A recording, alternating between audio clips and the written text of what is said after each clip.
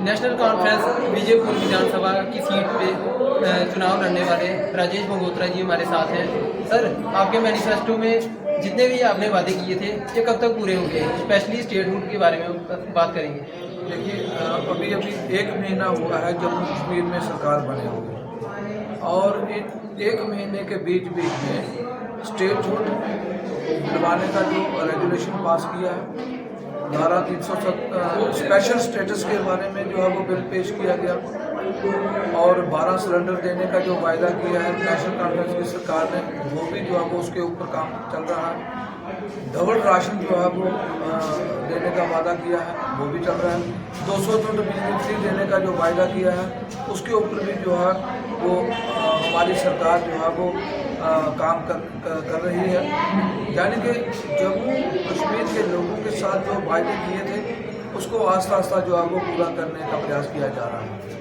अभी 5 साल बाकी हैं, और इन 5 सालों में जम्मू कश्मीर को एक जो है वो एक बढ़िया तरीके से जो है वो लोगों के काम किए जाएंगे, और एक गुड गवर्नेंस जो है वो जम्मू कश्मीर के लोगों को दी जाएगी। नेशनल कॉन्फ्रेंस का ये जो बीजेपी ने आज प्रोग्राम ऑर्गेनाइज किया गया है, इसके द्वारा हम करण सिंह जी से बात करेंगे कि ये जो पहले आम आदमी पार्टी में थे, क्या वजह रही जो इन्हें नेशनल कॉन्फ्रेंस ज्वाइन करनी पड़ी? बड़ा शुक्रिया अदा ई न्यूज़ का, जो कि जम्मू कश्मीर की एक आवाज़ है और फोर्थ पिलर माना जाता है कि जो एक मीडिया चैनल और आपके थ्रू एक मैसेज जो पूरी आवाम को जो दिया जा रहा है, वो साथियों आपको पता ही होगा कि मैंने आम आदमी पार्टी में दिन रात काम किया है।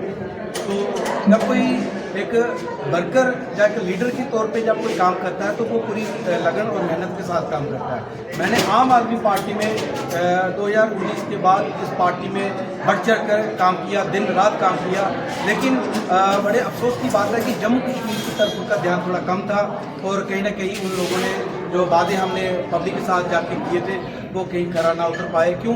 जब कोई एक इलेक्शन का टाइम आता, चाहे पार्लियामेंट का हो चाहे असेंबली का, उन दोनों इलेक्शनों को उन्होंने नकारा, और कहीं ना कहीं जम्मू की आवाम जनता को ऐसे लगा कि ये भी अभी टाइम पास कर रहे हैं, क्योंकि जनता को भरोसा तभी मिलता है जब उनका कैंडिडेट जब कोई पार्टिसिपेट करता है, चाहे असेंबली की इलेक्शन हो चाहे पार्लियामेंट। उसके बाद जब हमने दोनों इलेक्शनें देखी कि इन्होंने कहीं भी साथ नहीं दिया, और जहाँ की जनता को और जो कि उन्होंने जो लीडर चुने हुए थे वो भी घर में ही बैठे रहे, तो उसी के दौरान हमने एक प्रण लिया कि कहीं ना कहीं एक लीडर के तौर पे हमने काम किया है, तो हमें नेशनल कॉन्फ्रेंस में जो इज्जत मिल रही है, तो कहीं ना कहीं हम नेशनल कॉन्फ्रेंस का हाथ पकड़ा और उसको आगे लेके बढ़ चढ़ के आगे चलने की लोगों के बीच में हम निकले हुए हैं। तो साथियों, नेशनल कॉन्फ्रेंस हमारी जम्मू कश्मीर की एक जमात पार्टी है, और कहीं ना कहीं जम्मू की कश्मीर के लोगों के हित की पार्टी है।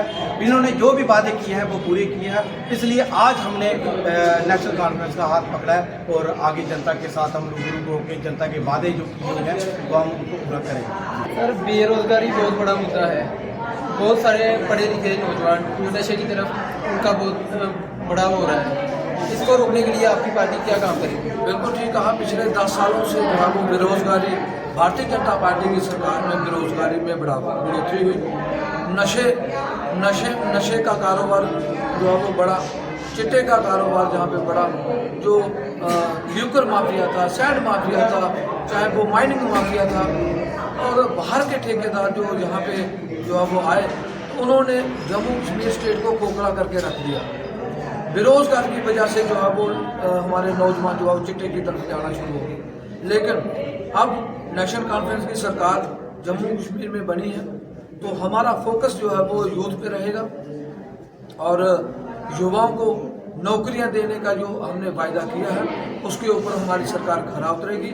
जो पढ़े लिखे युवाओं को नौकरियां दी जाएंगी, उनको हक दिया जाएगा। आपने देखा कि पिछले दिनों जो केएस के तैयारी कर रहे थे बच्चे, उनको एज रिलैक्सेशन जो वो नहीं दी जा रही थी भारतीय जनता पार्टी की सरकार में, लेकिन उमर अब्दुल्ला की सरकार ने एक झटके में ही एज रिलैक्सेशन जो है वो उनको दी गई।